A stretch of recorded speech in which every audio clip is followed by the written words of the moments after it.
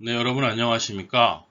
한국폴리텍대학 영남융합기술 캠퍼스 글로벌 마케팅과의 저는 정재승 교수라고 합니다.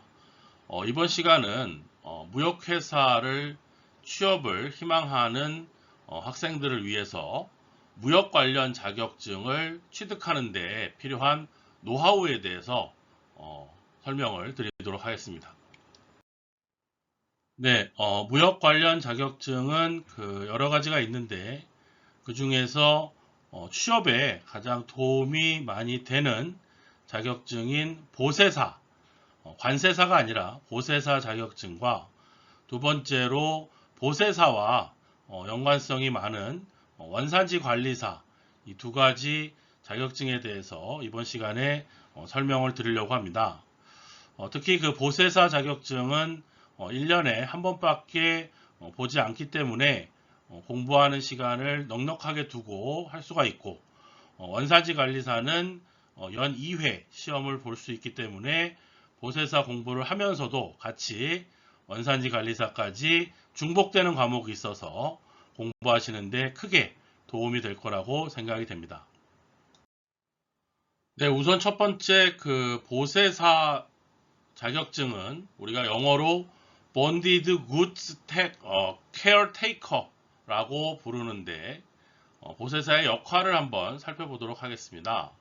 우선 보세사가 채용되는 곳은 보세 창고, 우리가 흔히 물류 창고라고 얘기하는 곳 중에 보세 물건을 취급하는 곳을 보세 창고라고 하고요. 그다음에 그 삼성전자 같은 그런 그 기업에서 운영하는 제품을 찍는 반도체를 찍는 공장을 보세 공장으로 등록을 해서 이용을 하고 있습니다. 외국 물건을 수입관세를 내지 않고 그대로 만들어서 해외로 다시 수출하는 그런 공장을 우리가 보세 공장. 그 다음에 여러분들이 이제 그 해외를 나가셨을 때 꼭 들리시는 곳이 면세점이죠. 면세점은 여러분들이 외국 물품이나 혹은 국내 물품을 보다 싼 가격으로 삽니다. 이것은 세금이 면제가 되고 있는 곳이기 때문이죠. 그래서 이것을 우리는 보세 판매장이라고 부르고 있습니다. 그런 등에 보세라고 이름이 붙여 있는 특허 보세 구역을 관리하고 운영하기 위해서 반드시 채용되어야 하는 사람을 보세사라고 합니다. 또한 지정 보세 구역에서 화물 관리인이나 특허 보세 구역의 운영인이 자신의 보세 구역을 세관으로부터 자율 관리 보세 구역으로 지정을 받기 위해서도 보세사를 반드시 채용해야 할 의무를 가지고 있는 것입니다. 자, 그러면 이 보세사는 과연 어떤 자격증일까요? 네, 국가 공인 전문 자격증입니다.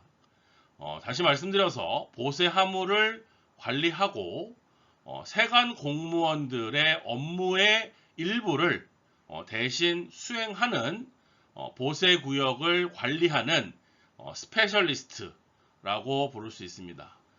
해서 보세사 자격증을 취득하기 위해서는 보세하물 관리 업무의 전형의 시험을 합격한 사람이 되겠습니다.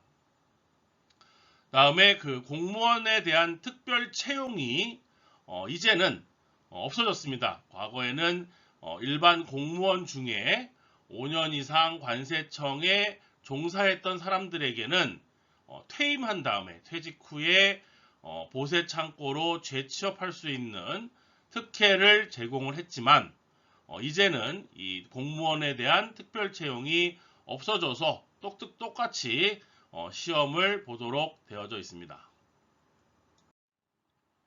자, 그러면 보세사의 그 역할에 대해서 보세사 자격이 왜 필요한지 살펴보도록 하겠습니다. 자, 우리나라 대한민국은 GDP 대비 수출입의 비중이 50% 이상을 차지하고 있는 무역이 전체 국내 생산의 반 이상을 차지하고 있다라고 볼 수 있습니다. 따라서 이러한 수출입 물품에 대해서는 보세구역에 보관하는 것이 우리가 장치한다고 얘기하는 말이 전문 용어로 있지만 보세구역에 물품을 보관하는 것이 필수 사항입니다. 따라서 그런 보세구역에서 보세사 채용이 의무사항이기 때문에 여러분들한테 보세사 자격을 취득하시라고 권하는 이유가 되겠습니다. 또한 현재까지 그 보세사들이 근무하시는 분들의 평균 연령을 보면 물론 뭐 젊은 사람도 일부 있긴 하지만 대부분 60세 이상의 고령의 나이로 근무를 하고 있기 때문에 이에 따른 대체 수요가 발생하고 있고 또 보세사는 아직까지 정년이나 임기가 따로 없는 직종이 되겠습니다.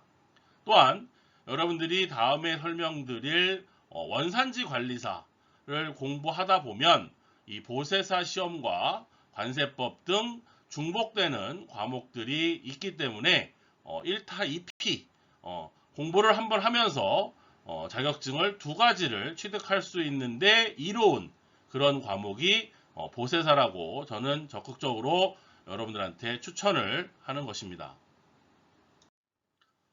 자, 그러면 보세사 자격을 취득한 다음에 보세사가 해야 할 업무는 어떤 것이 있는지 살펴보도록 하겠습니다.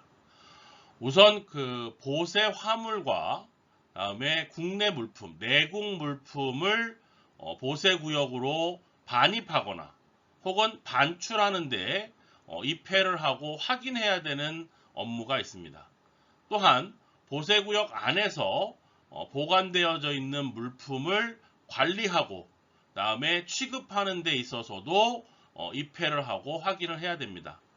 제일 중요한 것은 보세구역의 출입문을 문을 열고 닫는 업무와 또 그 열쇠를 관리하는 감독자의 책임이 가장 큰 업무이고 또 보세구역은 아무나 출입이 되지 않기 때문에 보세구역으로 출입하려고 하는 출입자 관리에 대한 감독을 하는 것이 보세사의 업무가 되겠습니다.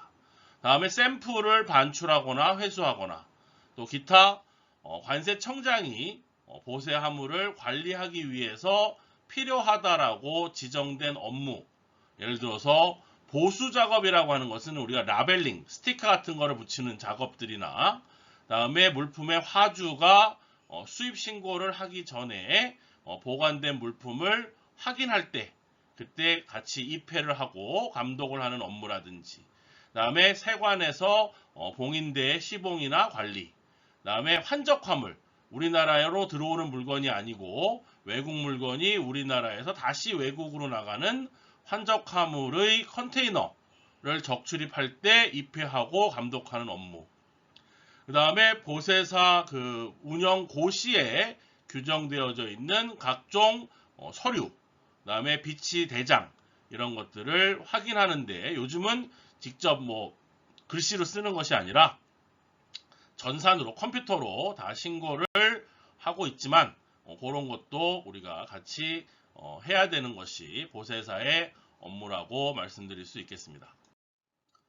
자, 앞에서 우리가 그 보세사의 업무에 대해서 살펴봤는데요. 지금은 우리가 보세사가 의무가 있습니다. 의무. 보세사가 책임져야 될 의무에 대해서 살펴보도록 하겠습니다. 보세 창고는 영업용 보세 창고가 있고 자가 보세 창고라는 게 있습니다. 영업용이라는 것은 여러 다른 회사 제품을 보관하는 보세 창고를 말하고 그러면서 이제 그 보관료를 받는 것이 되겠고 자가 보세 창고라는 것은 내 물건, 우리 회사 공장 물건을 보관해 놓는 그런 것이 있는데 영업용 보세 창고가 아닌 경우 자가용 보세 창고일 경우에는 보세 화물의 관리에 지장이 없는 범위 내에서는 다른 업무, 예를 들어서 뭐 창고 업무뿐만 아니라 뭐 기획 업무, 판매 업무, 생산 업무 이런 업무를 겸임할 수가 있습니다. 그다음에 그 보세 구역에 작업이 있는 시간에는 반드시 상주를 하여야 합니다. 그다음에 이 보세사 직무와 관련해서 부당한 금품을 수수하거나 알선하거나 중개해서는 안 됩니다. 결국 뇌물을 받으면 안 된다라는 것이 되겠고, 보세사는 자기가 취득한 보세사 자격증 명의를 타인에게 대여해서는 안 되고, 또 그 타인의 명의로 보세사 업무를, 직무를 사용할 수도 없습니다. 특히 보세사는 보세구역 내에 보관된 화물의 관리와 관련해서 관세법 등 고시, 법령과 화물 관련된 규정, 그 다음에 자율관리 보세구역에 관한 관리 규정을 항상 숙지하고 이를 준수해야 합니다. 자, 대략적으로 여러분들한테 보세사 시험이 보세사의 업무나 의무, 그다음에 역할 이런 것들을 설명을 해드렸다면 한번 나도 보세사 한번 따볼까? 라고 관심을 많이 갖게 되시겠죠. 자, 그러면 실제적으로 우리가 보세사 시험을 어떻게 해야 되는지 보세사 시험에 대한 접수부터 설명을 드리도록 하겠습니다. 자, 우선 보세사 시험은 총 5과목을 시험을 치러야 됩니다. 또 우리가 이때까지 사지선다형에 익숙한 형대, 아쉽게도 보세사는 오지 선택형, 보기가 5개입니다. 객관식 시험이고 단답형이나 서술식의 주관식 문제는 없습니다.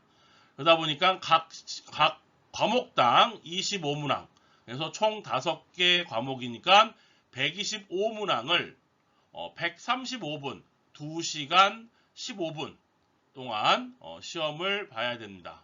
그리고 시험 고사장에 반드시 아침 9시 30분까지 입시를 해야 되는데, 제일 큰 문제는 2시간 15분을 쉬지 않고 문제를 5과목을 연달아서 계속 봐야 되기 때문에 화장실을 가야 된다거나 이런 문제가 있고, 또 중간중간에 쉬는 시간이 없이 풀타임을 보기 때문에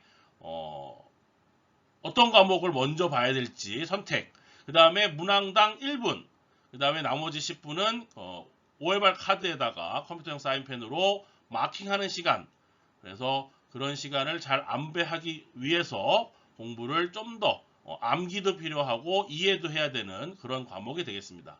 자, 그럼 시험 과목명을 설명을 드리면, 첫 번째가 수출입 통관 절차, 요거는 관세법에 관련된 과목이 되겠고, 그 다음에 보세구역 관리, 그 다음에 보세 화물 관리, 그 다음에 자율관리 및 관세 벌칙, 마지막으로 수출입 안전관리 과목이 되겠습니다.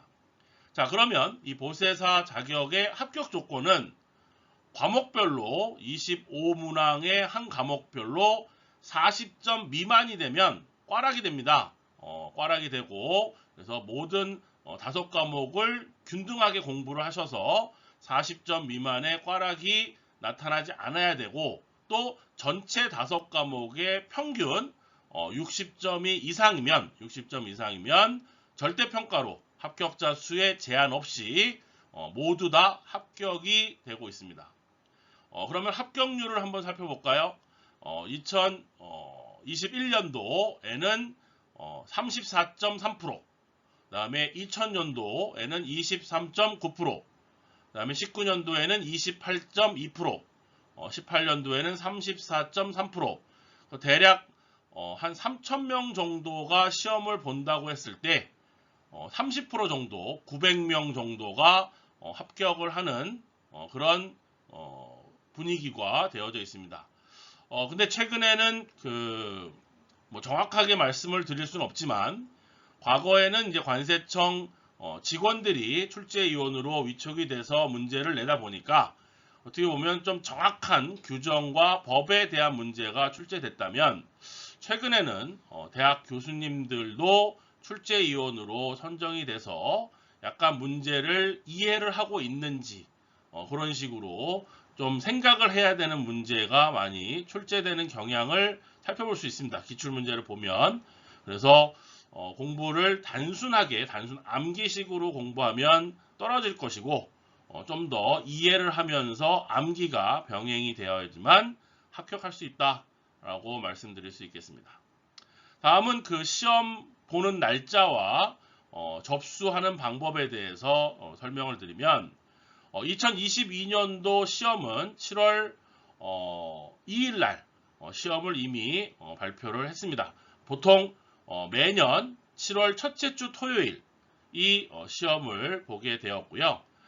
접수는 사단법인 한국관세물류협회 한국관세물류협회에서 4월경에 시험 공고를 발표를 하고 5월달까지 접수를 받습니다. 받고 접수 후에 시험이 7월달에 시행이 된 다음에 8월달에 합격자 발표를 하는 순서로 되어져 있습니다.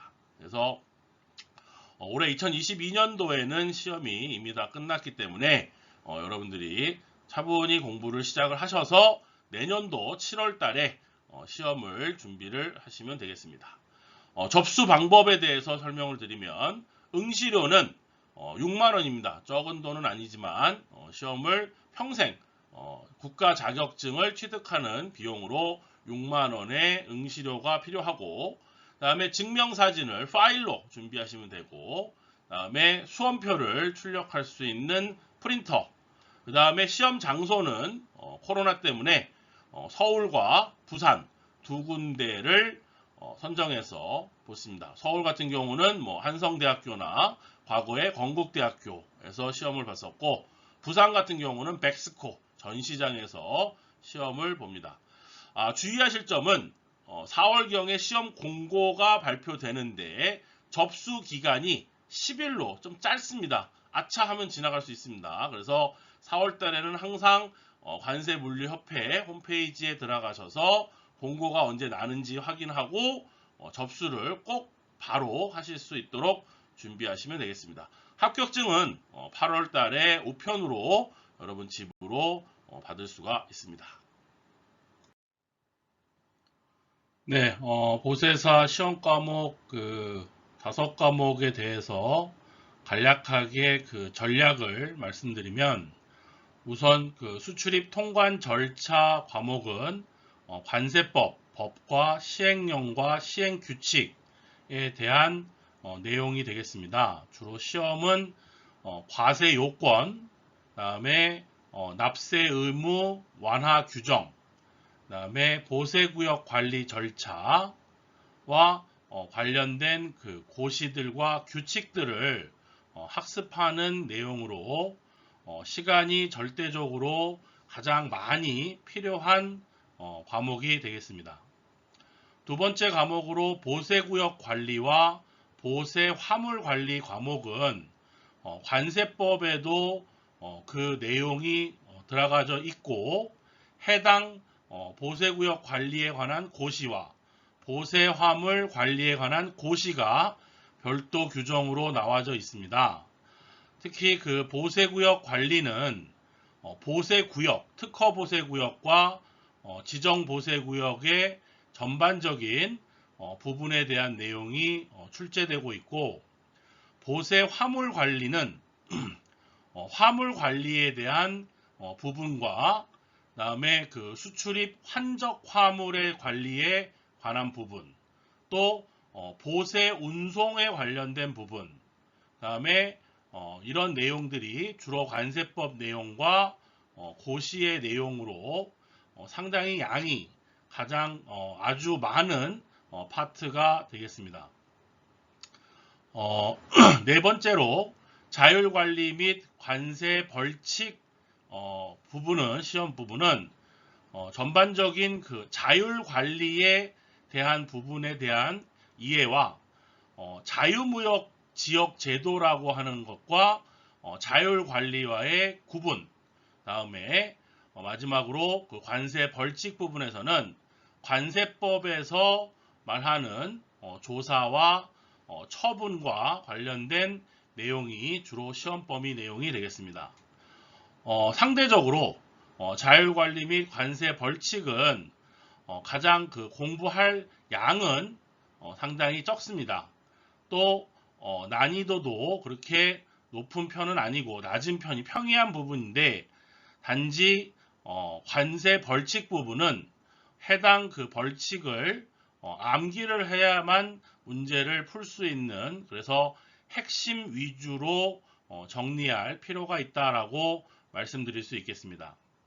마지막으로 수출입 안전관리라는 과목은 국경 감시 제도와 다음에 AO 제도, 다음에 운송 수단의 입출항 프로세스, 다음에 관리 대상 화물의 내용 위주로 출제 빈도가 높은 파트가 되겠습니다.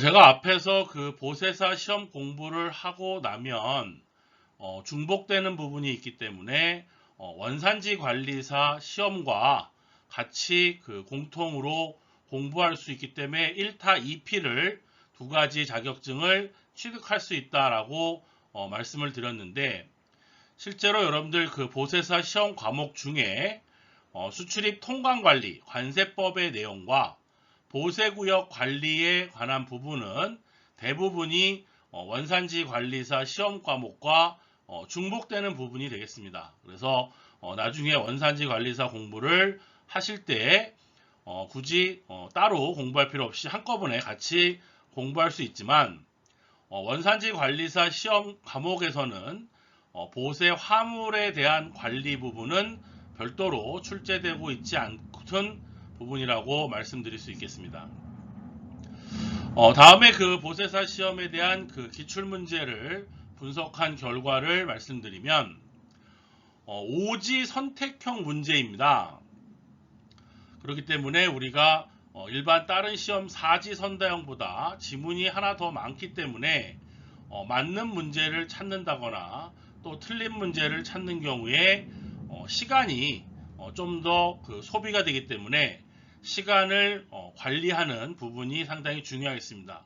처음에 이론 공부할 때는 뭐 시간 개념이 없지만 나중에 기출문제나 모의고사를 풀 때는 정해진 시간 안에 그 문제를 풀어야 되기 때문에 약간 여러분들이 읽는 속도라든지 지문에서 정확히 어느 부분이 틀렸는지 이 부분을 정확하게 찾아내는 노하우가 필요하다라고 말씀드릴 수 있겠습니다.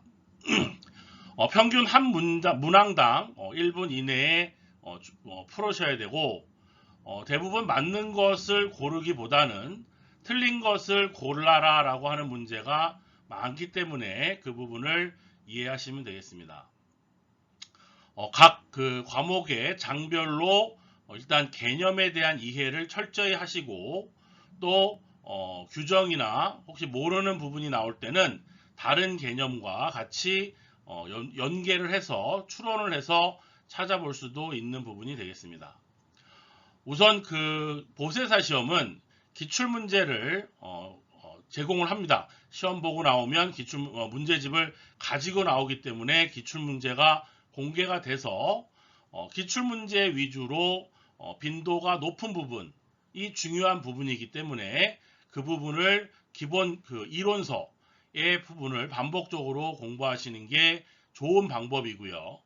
그 다음에 그 이해가 안 되거나 조금 암기가 힘든 부분은 저는 과감히 버리라고 말씀을 드립니다. 왜냐하면 과목당 40점 꽈락에 평균 60이기 때문에 평균 60점으로만 맞아도 합격을 합니다. 절대평가에서. 그래서 굳이 모르는 부분과 이해가 되지 않는 부분을 억지로 외워서 시간을 낭비할 필요는 없다라고 보시고, 그 다음에 반드시 여러분들이 기출문제를 최근 5년도 정도는 풀어보시는데 이해는 되나 자꾸 틀리는 부분이 있습니다. 그거는 나중에 시험 보기 한 2, 3주 전부터는 그 틀리는 문제만 안 틀려도 합격할 수 있기 때문에 반복적으로 학습할 필요가 있다. 그리고 시험 당일날까지도 여러분들이 반복되는 그 부분들은 문제만 꼭 살펴보시기를 바라겠습니다. 자, 이번 시간에는 그 보세사 시험 과목 중에 5과목을 좀 더 집중적으로 그 각 과목별로 어떤 부분들이 주로 출제가 됐는지에 대한 핵심 노하우를 설명을 드리도록 하겠습니다. 우선 첫 번째 과목인 수출입 통관의 그 공부하는 방법은 우선 그 수출 신고와 수입 신고가 있는데 수출 신고보다는 수입 신고의 수리를 중심으로 업무 절차를 이해하는 것이 필요합니다. 그 다음에 그 수입 신고 업무 절차상 세관장이 권한을 가지고 있는 부분과 특히 관세청장, 세관장보다 더 높은 관세청장이 권한을 가지고 있는 부분을 구분하되 관세청장에 대한 권한 부분이 세관장보다는 적기 때문에 관세청장의 권한은 반드시 꼭 메모를 해 놓으시고 암기를 하셔야 됩니다.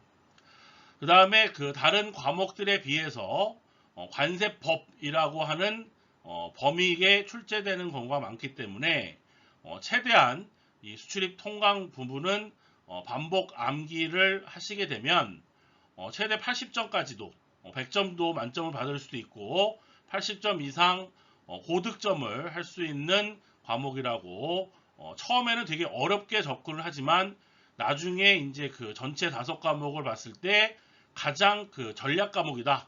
공부를 많이 한 만큼 점수가 나한테 보답이 오는 그런 과목이라고 말씀드릴 수 있겠습니다. 또한 수출입 통관에서는 시험 출제자가 문제를 명확하게 정확하게 낼 수 있는 부분이 날짜에 대한 부분, 기간에 대한 부분, 기한에 대한 부분, 뭐 15일 이내, 30일 이내, 뭐 3일, 5일 이런 숫자 부분은 명확하기 때문에 이 부분은 꼭 출제가 됩니다. 반드시 암기를 해주시고 그 다음에 반대 개념을 구분해서 암기를 하시는 것도 중요한 부분입니다. 생략이 가능하거나 생략이 가능하지 않을 때 이런 부분들. 그 다음에 그 관세의 과세가격에다가 관세율을 곱하게 되면 관세가 정해지고 또 일정한 사유에 의해서 납세 의무가 정해지거나 그 납세 의무가 성립되고 확정되고 소멸되는데 그 순서대로 기본 정리가 반드시 필요하다고 말씀드릴 수 있습니다. 그 다음에 그 수출입 통관 과목에서 많이 출제됐던 파트는 납세자의 권리 구제 방법이라든지 세관장의 확인 제도라든지 유통이력 관리 제도, 그 다음에 지식재산권의 보호 제도에 대해서는 최소한 한 문제 이상 출제가 됐던 부분이기 때문에 매년도 꼭 공부를 하시기 바랍니다. 다음은 두 번째 과목인 보세구역 관리 과목에 대한 공부 방법입니다. 일단 그 보세구역 관리도 관세법의 규정을 바탕으로 하고 있고 특히 보세구역 관리에 관한 고시 규정에서 법의 내용과 조금 다른 내용들이 있기 때문에 이 고시 규정 부분을 좀 더 기출문제 위주로 추가적인 학습이 필요한 부분이 되겠습니다. 고시 규정 중에서 보세구역 관리에 관한 내용 중에 출제가 되지 않은 부분은 뭐 감히 말씀드리지만 과감히 버려도 합격하는 데는 크게 대세에 영향을 미치지 않을 것이다. 왜냐하면 이때까지 출제된 부분에서 반복적으로 내용이 출제되니까 출제가 되지 않았던 부분은 뭐 한두 문제 정도 새로운 부분에서 나올 수 있는데 그 부분을 틀렸다 한들 여러분들이 합격에 크게 영향을 미치진 않을 것 같습니다. 하지만 보세구역 관리에서 각 기능별 공통사항들이 있습니다. 보세사의 의무사항이라든지 그다음에 보세사가 업무를 정지하는 사유 이런 것들은 반드시 암기를 하셔야 되고 각 기능별 차이점 그다음에 암기가 필요합니다. 그다음에 그 규모나 날짜 등의 숫자가 출제되는 부분도 반드시 암기를 하셔야 되고 보세구역이라고 하는 물리적인 장소에 대한 반입 반출 요건을 충족한 자가 어떠한 요건을 갖춘 보세구역을 또 어떠한 절차에 따라서 그 보세 화물을 관리하는지 그에 대한 나름 흐름의 파악이 이 과목의 핵심이라고 말씀드릴 수 있겠습니다. 보세구역은 우리가 지정 보세구역, 다음에 특허 보세구역, 다음에 종합보세구역으로 구분해서 설명을 하고 있습니다. 특히 특허보세구역은 뭐 보세창고, 보세공장, 보세판매장, 보세건설장, 보세전시장, 기타 여러 가지 구분이 되어져 있기 때문에 여기서는 다 많이 출제가 되는 부분이기 때문에 이해를 하시면 되겠고, 고시 내용이 특허보세구역 운영에 관한 고시가 있고 또 종합보세구역 지정 및 운영에 관한 고시가 있는데 이 두 고시는 다른 고시보다 중요하게 출제가 되는 부분이니까 반드시 별도로 고시를 다운로드해서 규정을 살펴보시길 바랍니다. 세 번째 과목인 그 보세 화물 관리 공부 방법에 대해서 살펴보면 보세 화물 관리는 두 번째 과목인 보세 구역 관리와 비슷한 부분들이 함께 있기 때문에 그 부분을 구분해서 암기를 하시는 것이 좋을 것 같습니다. 특히 화물을 보관, 장치할 때부터 폐기하는 경우가 있죠. 기간이 만료되었거나 혹은 상했거나 그런 폐기에 이르는 절차의 흐름에 따라서 어떻게 그 보세사로서 관리를 해야 되는지에 대한 부분이 시험 문제에 출제되는 경우가 많습니다. 그 부분에 대한 이해를 철저히 해주시는 게 좋고요. 특히 그 보세 화물 관리에서는 수입 화물이 해외로부터 국내로 입항에서부터 하선에 이르는 흐름과 그에 수반되는 기간 또는 기한 등에 대한 날짜를 암기할 필요가 있습니다.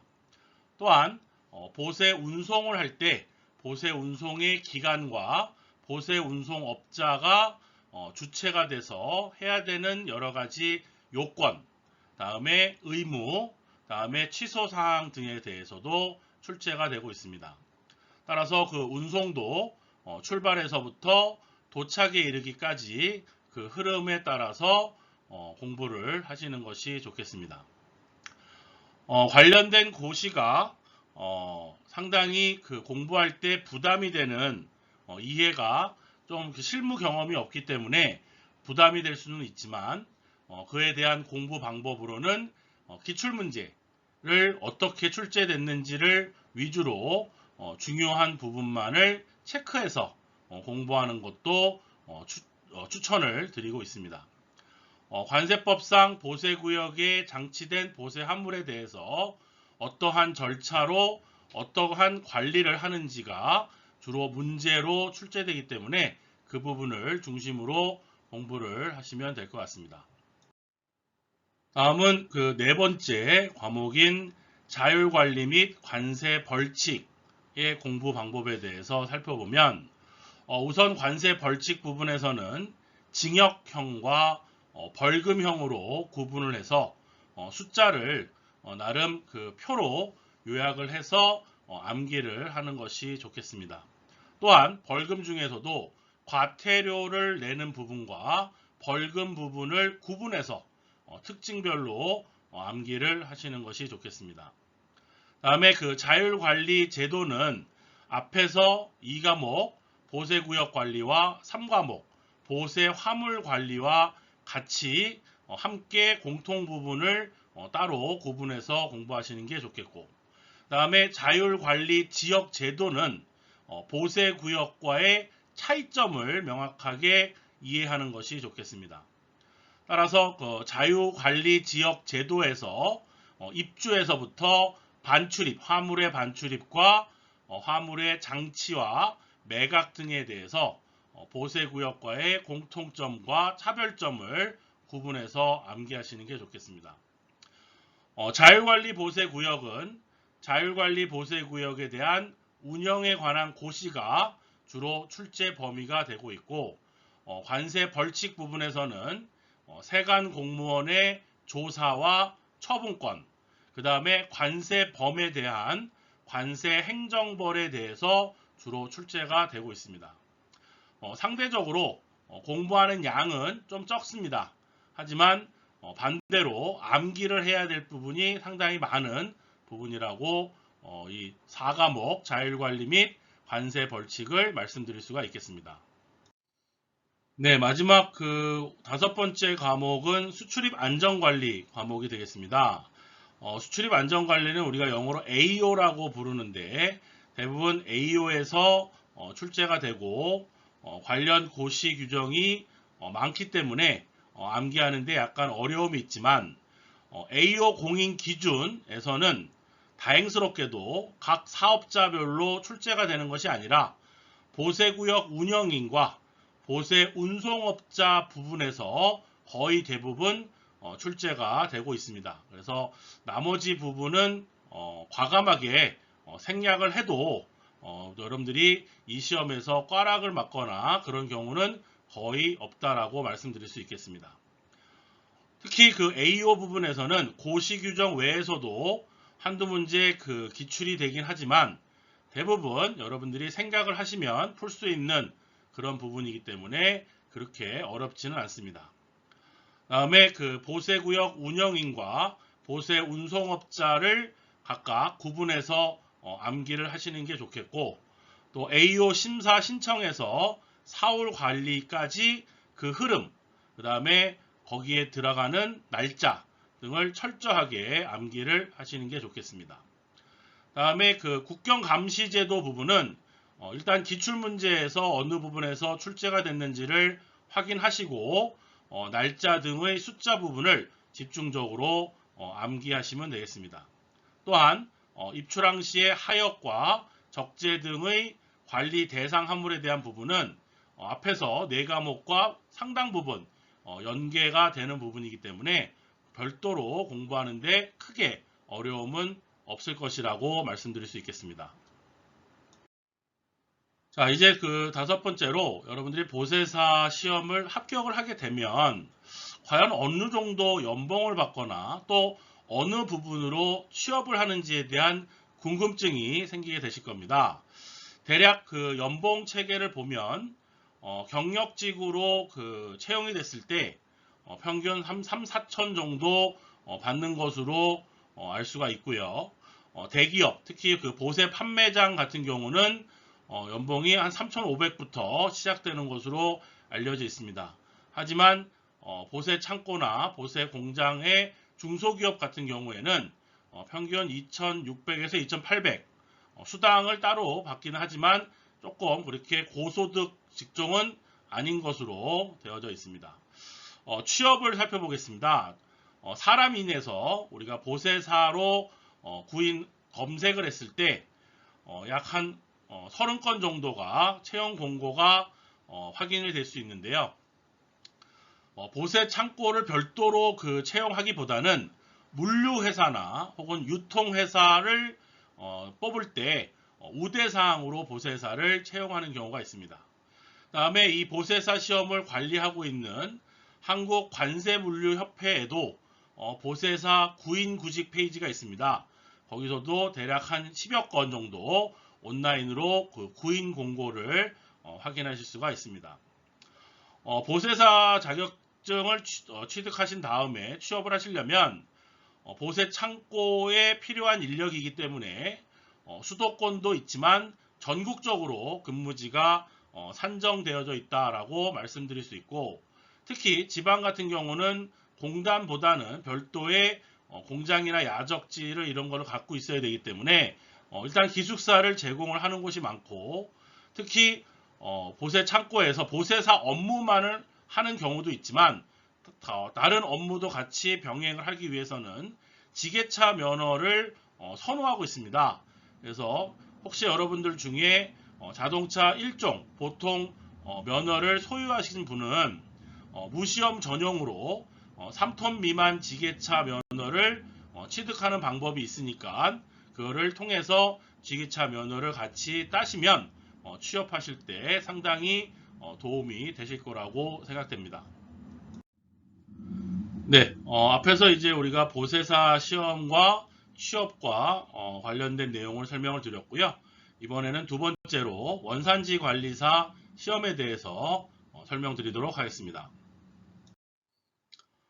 네, 원산지 관리사의 그 역할에서 우선 그 원산지 관리사가 하는 일은 도대체 어떤 건지 살펴보도록 하겠습니다. 주로 이제 그 제품을 생산하는 기업에서 구매 또는 해외 영업에서 주로 원산지 관리사 자격증을 취득한 사람이 가장 많이 활용되고 있는데, 대부분 우리가 그 생산하는 물품의 원료를 해외에서 수입하거나 혹은 제품을 해외로 수출할 때 그 제품에 대한 원산지를 확인하는 경우가 있습니다. 특히 우리나라는 그 FTA를 체결한 국가가 전체 수출입 국가의 70%를 그 사용하기 때문에 그 FTA를 활용하는 전략을 기획하고 수출입을 적용해서 상대적으로 세금이나 여러 가지 비용을 줄이고 수익을 확대할 수 있는 업무를 담당하는 부서가 원산지 관리사가 하는 일이 되겠습니다. 특히나 원산지에 대한 자율 증명, 다음에 원산지 업무에 대한 사후 관리자로서 FTA 당사국에 대해서 수출 물품에 대해서는 원산지를 판정하고 또 이를 증명하고 원산지 증명서를 발급하는 업무까지 담당을 하면서 원산지 증명 관리 시스템을 기획하고 구축하는 그런 업무를 담당하는 것이 되겠습니다. 특히 원산지 관리사는 국가 공인 민간 자격증이지만 전문 인력으로 채용 장려금 제도가 시행되고 있는 것이 되겠습니다. 특히 고용노동부에서 운영하는 전문 인력 채용 지원 사업의 지원 요건에 원산지 관리사가 포함되어 있어서 우선 그 전문 인력 채용 지원 사업을 하려고 하는 지원 대상 기업의 사업주가 원산지 관리사 자격 취득자를 신규로 고용할 경우 6개월 이상 고용을 유지했을 때 최대 연간 1,080만 원의 인건비를 지원받을 수가 있는 것입니다. 아쉽게도 원산지 관리사를 취득한 직원에게 직접비로 인건비를 주는 것이 아니라 회사로 1,080만 원까지 인건비를 지원하기 때문에 그 부분을 별도로 회사랑 협의해서 자격증 수당으로 받을 수 있도록 하는 것이 좋고, 그 다음에 미리 채용하기 전에 면접을 보실 때 원산지 관리사를 통해서 전문 인력 채용 지원 사업을 신청을 해야만 지원금을 받을 수 있다라는 것을 미리 이해하시기 바랍니다. 다음은 그 원산지 관리사를 자격증 소지자를 채용했을 때 회사에서 얻을 수 있는 특전에 대해서 살펴보면, 원산지 인증 수출자를 신청할 때 인증 심사 시에 원산지 증명의 능력을 보유하고 있는 요건을 충족한 것으로 평가를 받을 수가 있습니다.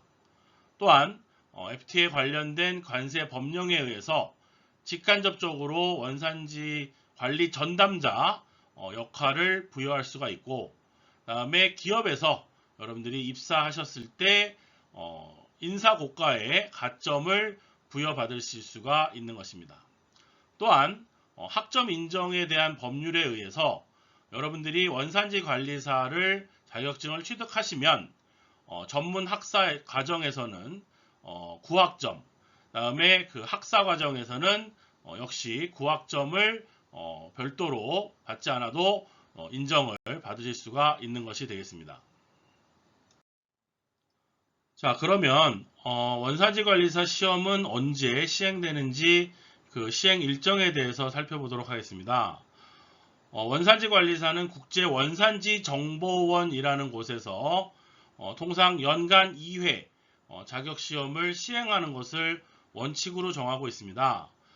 코로나 시대에 맞아서 2021년도에는 1회만 실시가 된 경우도 있었고, 다행스럽게도 2022년 올해는 30회, 다음에 31회 시험이 공시가 됐습니다. 30회는 4월 23일 날 이미 시행이 되었고 31회 원산지 관리사 시험이 11월 12일 시행될 예정으로 되어져 있습니다. 네, 원산지 관리사는 국가 공인 민간 자격 시험으로 총 120분 동안 4과목을 시험을 보게 되어 있습니다. 마찬가지로 과목당 100점 만점 중에 매 과목당 40점 이상 꽈락이 없어야 되고 전체 평균 60점을 받아야만 합격을 할 수 있습니다. 필기시험이고 객관식이고 사지, 선다, 객관식 시험으로 보고 있습니다. 자격증을 취득한 다음에도 3년까지 유효기간이 존재하고 그 이후에는 보수교육을 통해서 갱신을 하시면 되겠습니다. 원산지 관리사의 출제 과목은 첫 번째가 FTA 협정 및 법령, 두 번째가 품목 분류, 세 번째가 원산지 결정 기준, 네 번째가 수출입 통관으로 4과목이 형성되어져 있고 네 번째 수출입 통관은 여러분들이 앞에서 설명 들으셨던 보세사 과목과 동일한 관세법에 대한 내용이 되겠고 그 다음에 여기서는 품목 분류와 원산지 결정 기준이 새롭게 여러분들이 공부해야 될 시험 과목이 되겠습니다.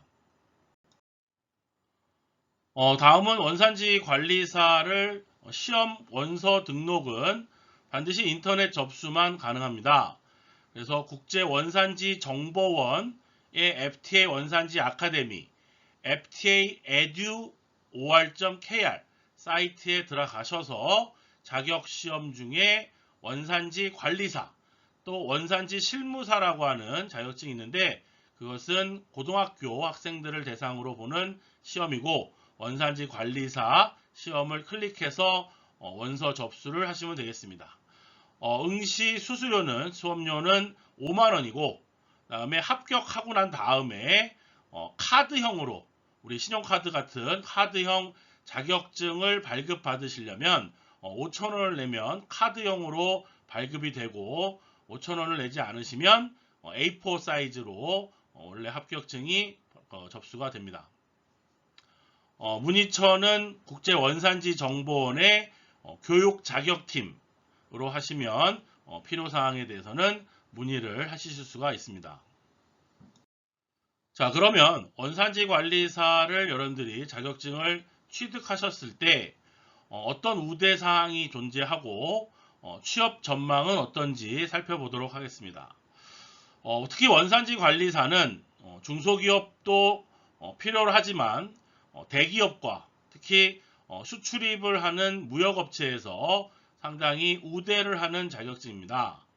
특히 수출입 무역업체의 원산지 관리사가 채용될 경우 그 원산지 증명 능력에 대한 심사가 생략되기 때문에 원산지 관리사 자격증 보유자를 크게 우대하고 있습니다. 또한 관세법인이나 관세사무소에서도 원산지 관리사 자격증 취득자를 우대하고 있습니다.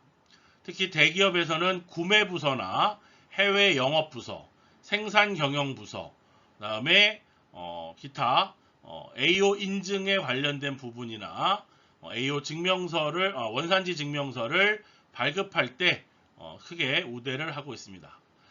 다음은 취업 전망에 대해서 살펴보면 국제원산지정보원에 의하면 원산지 관리사를 취득한 후에 1년 이내에 취업을 한 경우가 70% 정도가 되고 6개월 이내에 취업도 53% 정도가 통계로 나와 있는 것처럼 취업에 상당히 도움이 되는 그런 자격증이라고 말씀드릴 수 있겠습니다.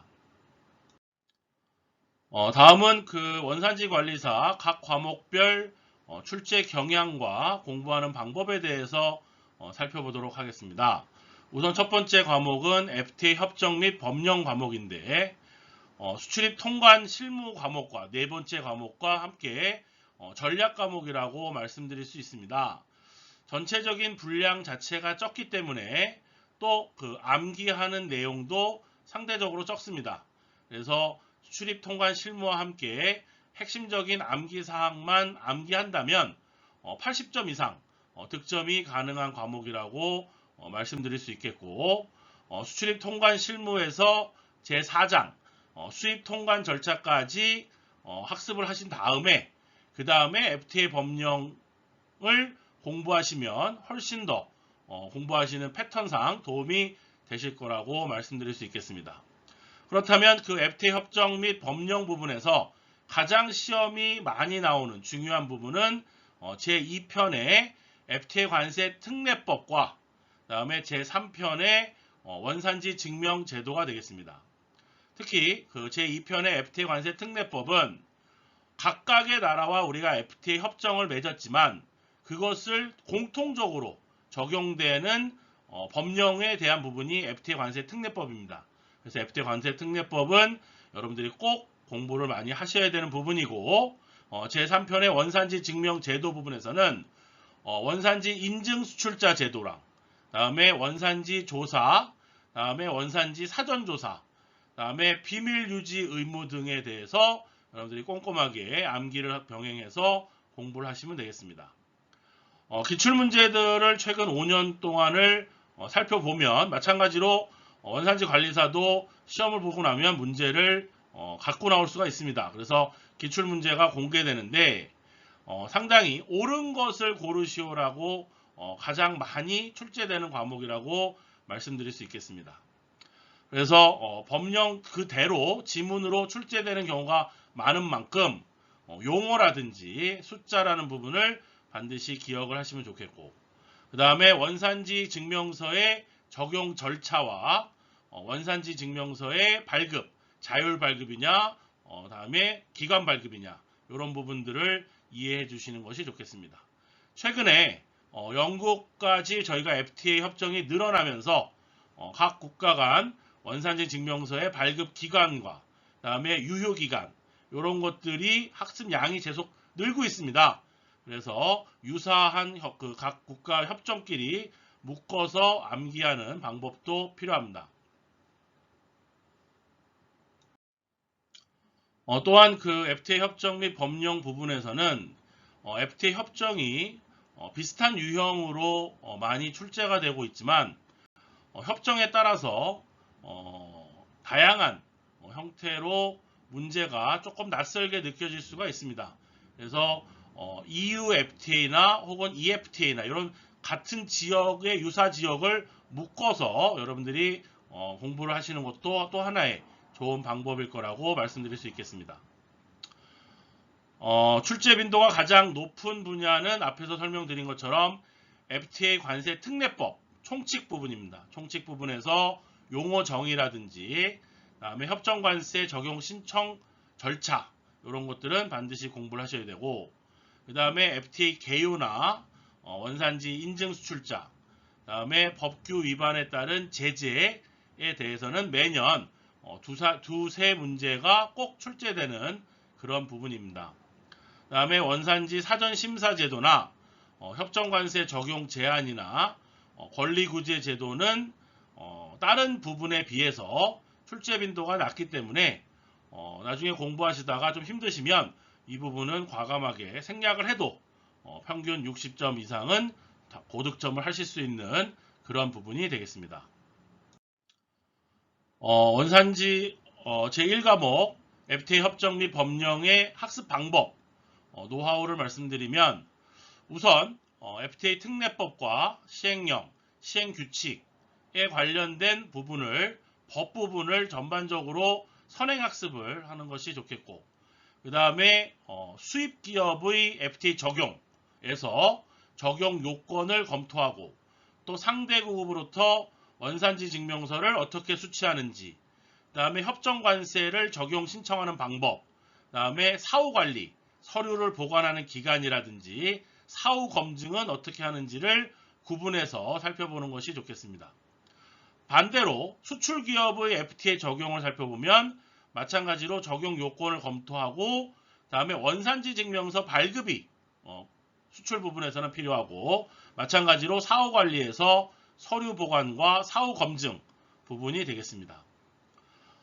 전반적으로 그 FTA 적용에 대한 흐름을 익힌 후에는 FTA 특례법 총칙 부분과 원산지 증명 제도 부분을 좀 더 깊이 있게 공부하시는 것이 1과목의 노하우라고 말씀드릴 수 있겠습니다.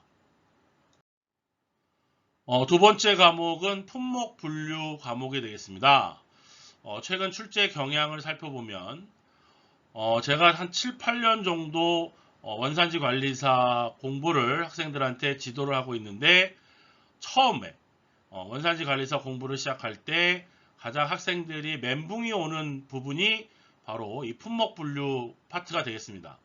왜냐하면 품목 분류라고 하는 그 1류부터 97류까지를 모두 다 시험 범위로 하고 있기 때문입니다. 그래서 시작도 하기 전에 기가 죽는, 그리고 우리가 1류의 산동물부터 97류의 골동품까지 모든 류를 제품에 대해서 품목을 분류하는 부분이 자체가 이해하기가 좀 생소하고 또 암기할 부분이 많기 때문에 상당히 어려움이 있지만, 다행스러운 것은 여러분들이 품목 분류 같은 경우에 기출문제를 같이 펼쳐놓고 이론서를 공부할 때 총칙 부분은 공부를 해야 되지만 그 이후에 나와져 있는 품목에 대해서는 모든 류가 공통적으로 다 출제되는 것은 아니고, 특히 섬유류라든지 기계류나 자동차류, 다음에 요즘에는 동식물성 생산품까지 이 부분을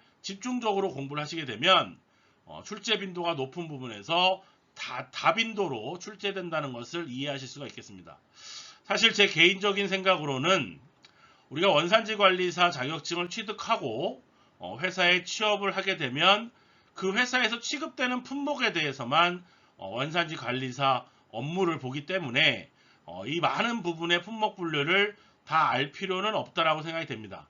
하지만 시험을 보는 그 수험자 입장에서는 어느 회사에 취업을 할지가 아직 결정되어 있지 않기 때문에 중요한 부분을 다 공부를 해야 된다라고 생각하시고 공부를 한번, 이런 품목 분류, 이런 부분도 품목이 분류되는구나, 이런 회사에 내가 취업했으면 좋겠다라고 하는 생각에서 공부를 하시고, 하지만 이제 합격을 하기 위해서 시험 공부를 할 경우에는 주로 많이 출제되는 부분에서 공부를 집중적으로 하시는 것이 좋을 것 같다라고 말씀드릴 수 있겠습니다. 특히 석유화학, 다음에 금속기계, 다음에 수송기계 중에 자동차 부분품, 이쪽 부분에서도 출제가 많이 되는 빈도가 되겠습니다. 품목 분류에서 주로 출제되는 분야로는 통칙, 그 다음에 39류의 플라스틱, 그 다음에 제11부의 방직용 섬유, 그 다음에 제15부의 기계가 대표적이라고 말씀드릴 수 있고, 2021년도에서도 일부의 식품류에서 5문제가 출제돼서 상당히 학생들이 혼란을 가진 적도 있었습니다. 그 이유는 2022년도에 식품 분야의 품목 분류가 개정이 다수 됐기 때문에 일부에 대한 부분을 출제가 많이 될 것이라고 전망되고 있습니다. 따라서 일부가 출제가 많이 되다 보니까 14부의 비금속 부분의 출제 비중이 차츰 줄어들고 있고, 그 다음에 주 규정도 통합되는 등의 학습 범위가 줄어들어서 그 부분을 생략하고 공부를 하시면 될 것 같습니다. 품목 분류에 대한 그 출제 경향을 살펴보고 있는데요. 통칙과 그 주 규정을 여러분들이 반드시 이해를 하셔야 되고, HS 코드 번호까지는 그 암기를 하지 않아도 뭐 면유가 무슨 품목이다라고 하는 부분들은 꼭 기억을 류까지는 기억을 해주시는 게 좋을 것 같습니다. HS 협정의 일반 사항은 매회 한두 문제가 출제되고 있고, 그 다음에 방직용 섬유, 기계류, 전기기기, 그 다음에 동식물성 생산품, 조제식료품의 출제 빈도가 높아지고 있다라고 하는 부분들 다시 한번 반복적으로 말씀드리고 있습니다.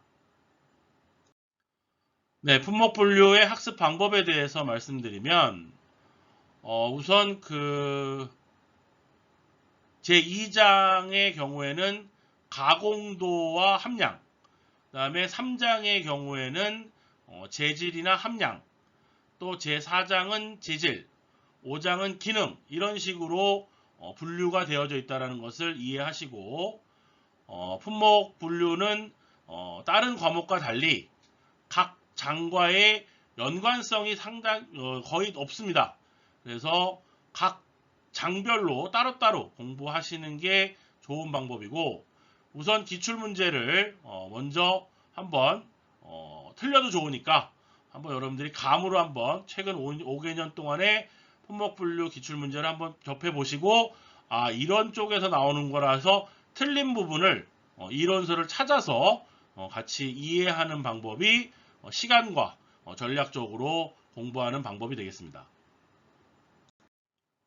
다음은 세 번째로 제3과목 원산지 결정 기준이 되겠습니다. 처음에 학생들이 공부할 때 품목분류는 너무 어렵다라고 시작을 했고요.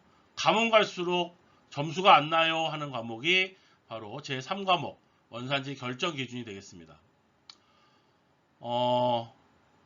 원산지 결정 기준은 주로 적용 요건이나 혹은 일반 기준, 다음에 품목별 기준, 이렇게 세 파트로 구분돼서 고루고루 문제가 나오기 때문에 빠짐없이 공부를 하는 것이 고득점 전략이라고 말씀드릴 수 있겠습니다. 또한 영내 조건에서는 3번 기준, 다음에 충분 조건은 가공 기준과 함께 공부를 하시는 것이 좋고, 다음에 일부 문제를 푸는 계산식 문제가 있습니다.